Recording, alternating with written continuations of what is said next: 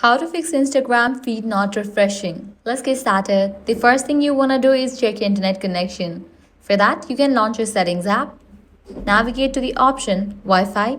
Click on the Wi-Fi network you are connected to. Forget this network. Give a first restart to your router and then rejoin it. Also switch between network, Wi-Fi and cellular data. Likewise, enable for the option airplane mode. Wait for a few minutes and then disable it. This will refresh your network. Next thing you want to do is check service status of Instagram.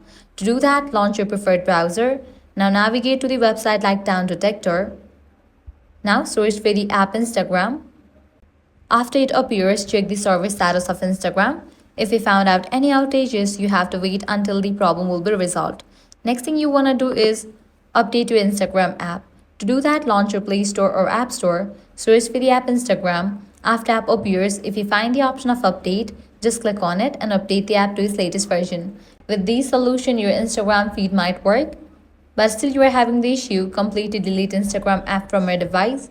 To do that, press and hold on the Instagram app, select remove app, click on delete app, click on delete.